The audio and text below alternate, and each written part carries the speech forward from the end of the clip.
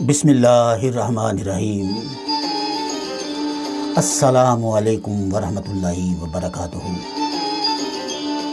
میں محمد رضا نقشبندی، آپ سماعت فرما رہے ہیں داستان نگر۔ داستان نگر میں عظیم کمسن سپہ سالار محمد بن قاسم کی ولولہ انگیز داستان۔ صاحبان، اس سے پہلے آپ اس داستان کی 38 قسطیں سماعت فرما چکے ہیں۔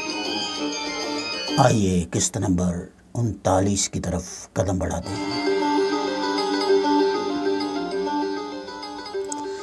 جب قلعہ کے تمام ہندوؤں نے یہ کفیت دیکھی تو ان کی ہمتیں سلب ہو گئیں اور انہوں نے بھی ہتھیار ڈال دیے۔ مسلمانوں کا خیال تھا کہ الور کا قلعہ بچانے کے لیے ہر ہندو کٹ مرنے پر آمادہ ہوگا، مگر ایسا نہ ہوا۔ ابھی ان کی تعداد زیادہ قتل نہ ہوئی تھی کہ انہوں نے ہتھیار ڈالنا شروع کر دیے۔ چونکہ مسلمانوں کا یہ قاعدہ رہا ہے کہ وہ لڑنے والوں سے لڑتے ہیں اور جو ہتھیار ڈال دیتے ہیں ان پر تلوار نہیں اٹھاتے، اس لیے تمام مسلمانوں نے جنگ بندی کر دی اور تلواروں کو میانوں میں ڈال کر ہندوؤں کو قید کرنا شروع کر دیا۔ اس طرح سے مغرور راجہ دار کا دارالسلطنت بھی مسلمانوں کے قبضے میں آ گیا۔ جوگن سے یہ سن کر کہ راجہ دار کو مسلمانوں نے قتل کر دیا، رانی ماٹی فرتے غم و علم سے بے ہوش ہو گئی تھی۔ جب اسے ہوش آیا تو اس کے آنسو جاری ہو گئے۔ اس وقت اس کے گرد بڑے بڑے افسر، ٹھاکر، راونت اور دوسرے معزز لوگ کھڑے تھے۔ انہیں بھی راجہ دار کے مارے جانے کی خبر سن کر بڑا صدمہ ہوا تھا، اور رانی کے غم و حسرت نے اس کے بین نے ان کے صدمہ کا اور بڑھا دیا تھا۔ ماٹی نے غم و حسرت بری نظروں سے ان سب کو دیکھ کر کہا، ہند کے جانسار فرزندو، تمہارا راجہ مار ڈالا گیا ہے۔ مسلمانوں نے قلعہ کا محاصرہ کر لیا ہے۔ کیا تم راجہ کا انتقام لینے اور اپنے ملک کو چنڈال مسلمانوں سے بچانے کے لیے لڑو گے، یا قلعہ کا دروازہ کھول کر اپنی راجدھانی مسلمانوں کے حوالے کر دو گے؟ نہیں، ہم لڑیں گے اور آخری دم تک لڑیں گے، تمام لوگوں نے جوش و خروش سے کہا۔ ماٹی خوش ہو گئی اور اس کی آنکھیں چمکنے لگی۔ اس نے کہا، بہادر ایسے ہوتے ہیں۔ سنو، اگر تم نہ لڑے اور اس قلعہ کو مسلمانوں کے حوالے کر دیا گیا تو وہ تمہاری عورتوں اور لڑکیوں کو اپنی کنیزیں اور تمہارے لڑکوں کو اپنا غلام بنا لیں گے۔ ایک غیرت مند شخص کبھی اس بے عزتی کو برداشت نہیں کر سکتا۔ تم سب فصیل پر پھیل جاؤ اور مسلمانوں سے آخری دم تک لڑو۔ میں یہ چاہتی ہوں کہ قلعہ کا ہر ہندو جوان ہتھیار بند ہو کر مسلمانوں کا مقابلہ کرے۔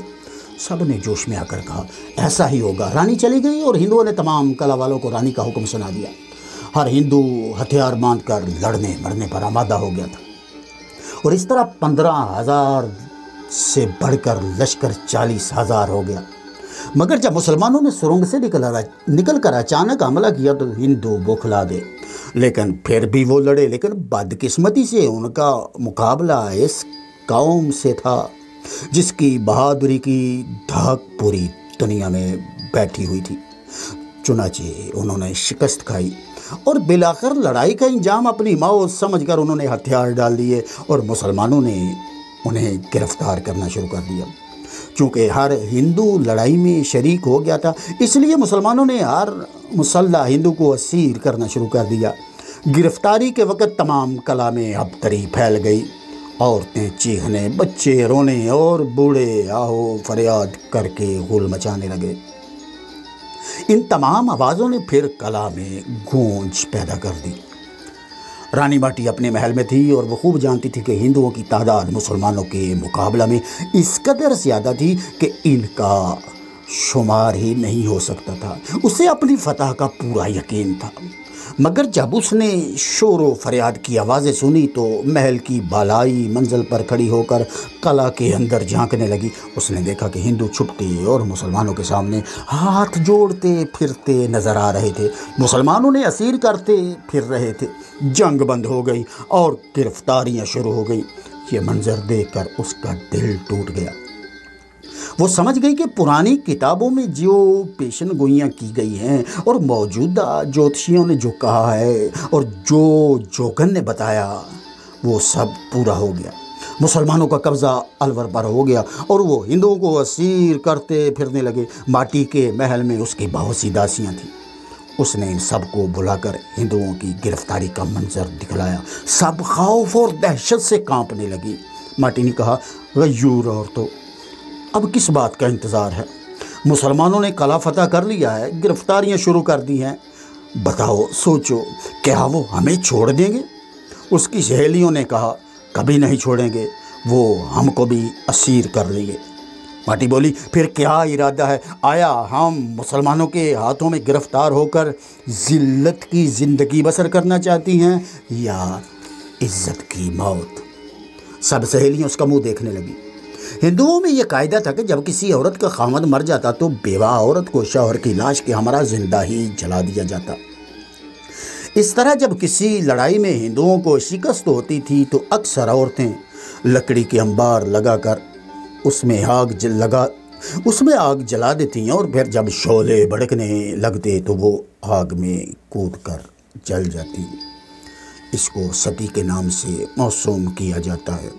हिंदुओं ने अपनी औरतों को बता रखा था कि सती होना औरत का धर्म है, इसलिए बेचारी बेजुबान औरतें सती हो जाया करती थीं। सहेलियों को खामोश देकर माटी ने कहा, तुम चुप क्यों हो गई हो? क्या तुम सती नहीं होना चाहती? क्या इसे अच्छा समझती हो कि मुसलमानों की लौंडियां बनो, उनकी खिदमत करो, अपना धर्म या मजहब छोड़कर मुसलमान बन जाओ? सहेलियों में से अक्सर ने कहा, नहीं, इससे तो हम सती होना बेहतर समझती हैं। माटी बोली, बस तो फिर चिता तैयार करो। अभी मुसलमान सिपाहियों को गिरफ्तार कर रहे हैं, जब इससे फारग हो जाएंगे तब तुम्हारी तरफ आएंगे।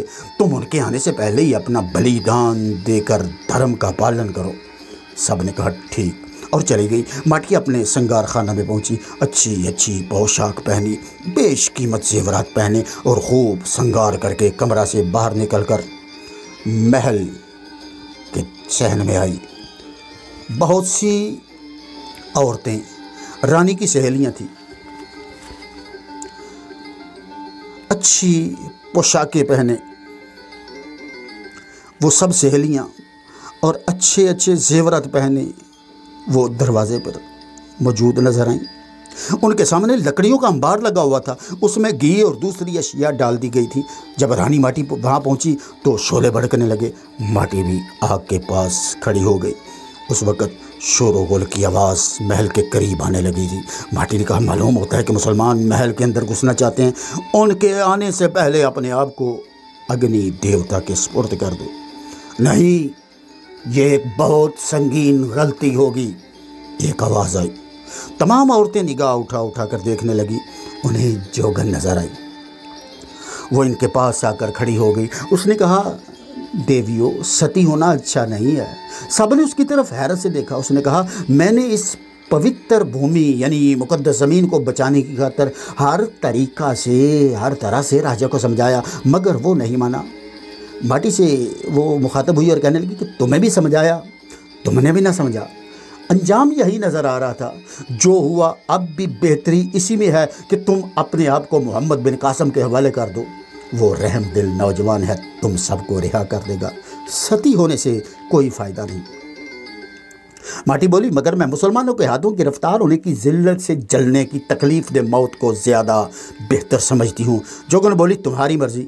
मैंने वादा किया था कि एक मरतबा पलट के आऊँगी, लिहाजा मैं अपने वादे पर आ गई। अब मैं सिंध में कभी नहीं आऊँगी। मैं को हमालिया की एक चोटी अपने लिए मुंतखब कर रही हूँ।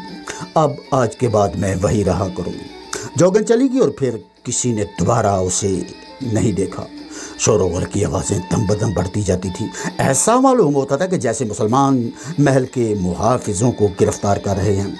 माटी ने कहा, जल्दी करो देवियों, मुसलमान महल में आने वाले हैं। ये कहते हुए वो आग में कूद पड़ी।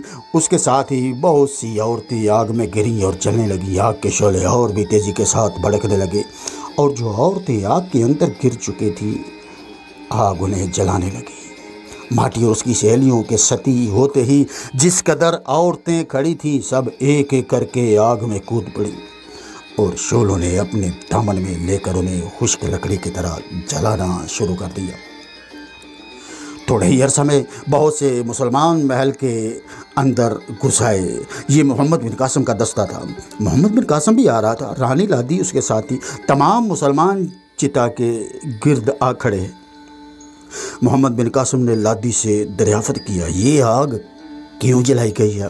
لادی نے جواب دیا، معلوم ہوتا ہے کہ رانی ماٹی اپنی خادموں اور سہیلیوں کے ہمراہ ستی ہو گئی ہے۔ محمد بن قاسم نے افسوس بھرے لہجے میں کہا، بہت افسوس ہے، کس قدر نادان تھی یہ عورتیں، انہوں نے زندگی کی ناقدری کی ہے۔ لادی نے جواب دیا، انہوں نے اپنے دھرم کا پالن کیا ہے، ہم ہندوؤں میں یہ ایک رسم ہے۔ محمد بن قاسم پوچھنے لگا، لیکن کیا یہ مناسب ہے؟ لادی نے جواب دیا کہ دھرم میں مناسب اور غیر مناسب کا خیال نہیں رکھا جاتا۔ محمد بن قاسم بولا، لیکن یہ دھرم ہی کیا کہ عورتیں تو جلا دی جائیں اور مرد نہ جلائے جائیں، یہ کیا تمہارا دھرم ہے؟ اس عرصہ میں تمام عورتیں جل کر خاکستر ہو گئیں۔ چونکہ ان کے جلنے کی وجہ سے تعفن پھیل گیا تھا، اس لیے وہاں ٹھہرنا بہت مشکل ہوتا، اس لیے وہ سب وہاں سے ہٹ کر اپنے ہمراہیوں کے ساتھ محل کے کمروں کی طرف بڑھنے لگے۔ مسلمانوں نے قریب قریب تمام ہندوؤں کو گرفتار کر لیا تھا۔ چونکہ حملہ کرنے سے پہلے ہی محمد بن قاسم نے اعلان کر دیا تھا کہ سیسا گر وزیر اعظم اور اس کے خاندان والوں اور ان لوگوں کو جنہیں وہ کہے گرفتار نہ کیا جائے، اس لیے اسے اور اس کے خاندان والوں کو کسی نے بھی گرفتار نہ کیا۔ گڑھا والوں کو اسیر کر لینے کے بعد محمد بن قاسم اپنا دستہ لے کر رانی لاڈی کے ہمراہ اس محل میں پہنچے جہاں رانی ماٹی اور دوسری عورتیں ستی ہوئی تھیں۔ مسلمان وہاں سے ہٹ کر کمروں میں جا گھسے اور ایک ایک چیز کو باہر نکال کر ڈھیر کرنے لگے۔ میں محمد رضا نقشبندی اور آپ سماعت فرما رہے ہیں چینل داستان نگر۔ ان کے کمروں کے نیچے کئی تہخانے تھے۔ ان تہخانوں میں داہر کے بزرگوں نے زر و جواہرات کے انبار جمع کیے ہوئے تھے۔ رانی لادی نے تمام تہخانوں کو بتایا اور مسلمانوں نے ساری دولت باہر نکال لی۔ یہ دولت اس قدر تھی کہ اس سے کئی سلطنتیں خریدی جا سکتی تھیں۔ سونے چاندی کی سلاخیں، ہیرے جواہرات، تاج و تخت، سونے چاندی کے برتن، غرض کے کون سی ایسی قیمتی چیز نہیں تھی جو یہاں پر موجود نہیں تھی۔ جب ان کے انبار لگا دیے گئے تو ان کی جگمگاہٹ نے آنکھوں کو خیرہ کر دیا۔ ان تمام چیزوں کو جمع کرنے کے بعد رانی لادی کے کہنے سے اس جیل خانہ کو توڑ دیا گیا جس میں راجہ داہر نے ان عورتوں کو قید کر دیا تھا جن سے وہ ناخوش ہوتا تھا۔ کئی ایک عورتیں قید تھیں، وہ سب شیران اسلام کو دعائیں دیتی چلی گئیں۔ جیل خانہ کے محافظوں کو قتل کر دیا گیا۔ ان تمام کاموں کو سر انجام دیتے دیتے دن چھپنے لگا۔ رات کو مسلمانوں نے آرام کیا اور دوسرے دن حسب معمول نماز فجر پڑھتے ہی محمد بن قاسم نے سب سے پہلے لاشیں کلا سے ہٹوائیں۔ شہداء کو جمع کر کے نماز جنازہ ادا کی گئی اور سرنگ میں ان کو دفن کر کے سرنگ کو ہمیشہ کے لیے بند کر دیا گیا۔ اس معرکہ میں 250 مسلمان شہید ہوئے تھے، ہندو 8000 مارے گئے تھے۔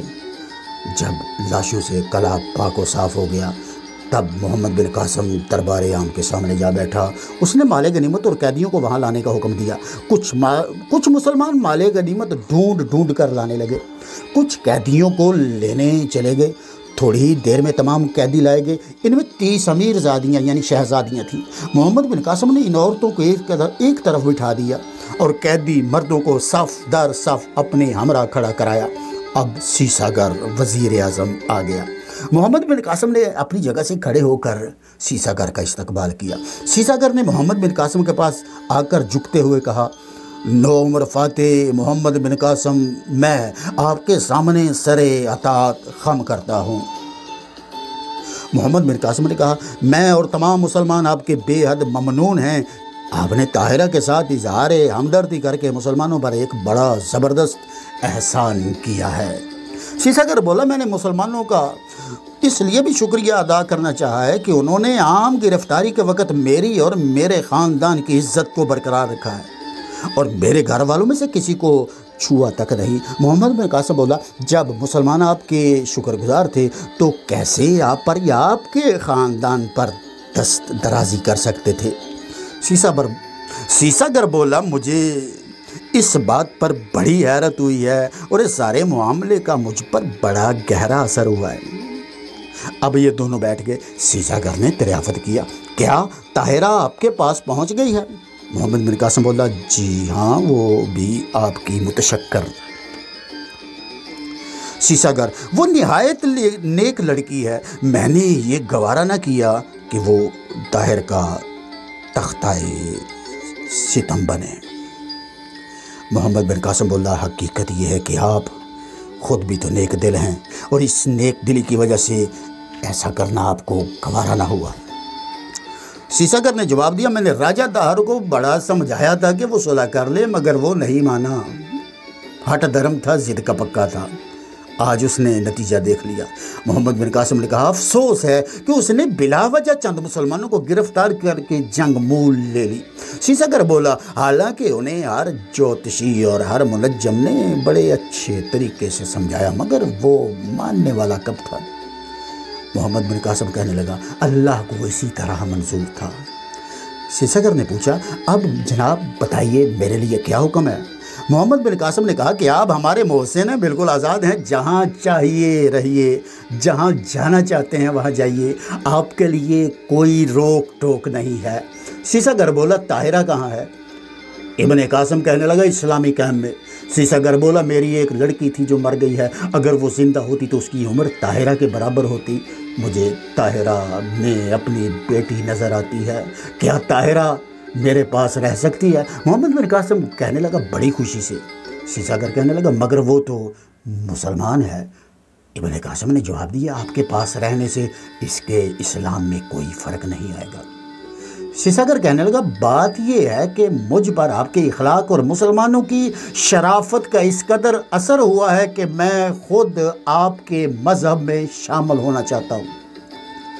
طاہر بولا، یہ تو بڑی خوشی کی بات ہے، اس طرح آپ کل مسلمانوں کے بھائی بن جائیں گے۔ اور سیساگر کہنے لگا، پھر طاہرہ مجھے اپنا باپ سمجھنے لگے گی۔ ابن قاسم نے کہا، کیوں نہیں؟ سیساگر آگے بڑھا، کہنے لگا، دیر مت کیجیے، مجھے کلمہ پڑھائیے اور محمد عربی صلی اللہ علیہ وآلہ وسلم کا غلام بنا دیجیے۔ محمد بن قاسم نے اسے کلمہ پڑھایا، مسلمان کر لیا۔ اس کے مسلمان ہونے سے تمام مسلمانوں کو بہت مسرت ہوئی اور سب نے خوش ہو کر اللہ کی کبریائی کا آوازہ بلند کر دیا۔ اب رانی لادی محمد بن قاسم کے پاس آ بیٹھی۔ اس نے کہا، میں عرصہ سے مسلمانوں میں رہی ہوں اور ان کے اخلاق و عادات اور خدا پرستی کا مجھ پر خاص اثر ہوا ہے، لہٰذا اس بابرکت موقع پر میں بھی مسلمان ہونا چاہتی ہوں۔ یہ سن کر محمد بن قاسم کو بے حد مسرت ہوئی۔ اس کا خیال تھا کہ شاید رانی لادی اپنا مذہب تبدیل نہ کرے، مگر اب جب کہ اس نے خود کو مسلمان ہونے کے لیے پیش کر دیا تو وہ بہت خوش ہوا اور خاص نگاہ محبت سے اس کی طرف دیکھنے لگا۔ لادی کی ہوش ربا نگاہیں بھی اس کی طرف اٹھی۔ اس نے آج شرما کر اپنی نظریں جھکا لی۔ محمد بن قاسم نے اسے بھی کلمہ پڑھا کر کنیز سیدہ فاطمہ زہرا سلام اللہ علیہا بنا دیا۔ مسلمانوں کو اس کے کلام قبول کرنے سے بڑی مسرت ہوئی اور انہوں نے پھر فرط انبساط سے خوش ہو کر اللہ اکبر کا نعرہ لگایا۔ اب محمد بن قاسم نے سیساگر سے کہا، جو مرد اور عورتیں قید کی حالت میں ہیں ان سے پوچھ لیجئے کہ ان میں سے آیا کوئی مسلمان ہونا چاہتا ہے؟ سیساگر نے کہا، مردوں سے میں پوچھ لیتا ہوں اور عورتوں سے رانی جی دریافت کر لیں۔ چنانچہ مردوں سے سیساگر نے اور عورتوں سے رانی لادی نے دریافت کیا۔ صرف 10 مرد اور 5 عورتیں اور مسلمان ہوئی، انہیں فوراً ہی رہا کر دیا گیا۔ اب محمد بن قاسم نے مال غنیمت کا خمس یعنی 5واں حصہ نکال کر بقایا 4 حصے تمام مسلمانوں اور 9 مسلموں میں جو جے پور میں کسکا کے ہمراہ مسلمان ہوئے تھے تقسیم کرنا شروع کر دیا۔ ایک ایک مسلمان کے حصے میں اتنی دولت آئی کہ جو کل فقیر تھا آج غنی بن گیا۔ اس دن تمام قیدی، جن میں 30,000 مرد 50,000 عورتیں اور ان عورتوں میں 30 امیر زادیاں اور شہزادیاں تھیں اور ایک راجہ دار کی بانجی بھی تھی، مال غنیمت کے خمس کے کعب بن محرک کے ساتھ حجاج کی خدمت میں بھیج دیے گئے۔ محمد بن قاسم کو دوپہر کے وقت ان تمام کاموں سے محمد بن قاسم کو دوپہر کے وقت فراغت ہو گئی۔ اب اس نے اسلامی کیمپ کو تمام سامان کے قلعہ کے اندر منتقل کر دیا اور منادی کرا دی کہ ہندو اپنا کاروبار شروع کر دیں، اب امن ہو گیا ہے، کسی فرد بشر کا جان و مال خطرے میں نہیں ہے۔ ہندوؤں نے دکانیں کھول لی اور گھروں سے نکل آئے اور اپنے اپنے کاروبار میں مصروف ہو گئے۔ محمد بن قاسم خود راج محل کے ایک حصہ میں ٹھہرا اور دوسرے حصے میں محمد اسلم اور ذکوان مقیم ہو گئے۔ تمام سردار محل سے باہر قلعہ کے اندر ٹھہرے۔ رانی لادی طاہرہ یہ بھی محل کے شرقی حصے میں مقیم ہو گئی۔ ظہر کی نماز کے بعد سیسا گر طاہرہ کے پاس پہنچا۔ چونکہ طاہرہ کو محمد بن قاسم نے اپنی بہن بنا لیا تھا، اس لیے وہ اس کے پاس بیٹھا تھا اور رانی لادی بھی بیٹھی تھی۔ سیسا گر آگوش کشادہ کر کے طاہرہ کی طرف بڑھا۔ اس نے کہا، بیٹی، پیاری بیٹی۔ طاہرہ کو معلوم ہو چکا تھا کہ سیسا گر اسے اپنی بیٹی بنانا چاہتا ہے۔ وہ جلدی سے کھڑی ہو گئی اور بڑھ کر سیسا گر کے کندھے سے جا لگی۔ بوڑھے وزیر نے اسے پیار کر کے دعا دی، آسمان کی طرف سر اٹھایا اور کہا کہ پروردگار تیرا کروڑ مرتبہ شکر ہے، ایک بیٹی مجھ سے جدا ہوئی تھی، تو نے اپنے فضل و کرم سے پھر سے میرا دامن اپنی رحمت سے بھر دیا ہے۔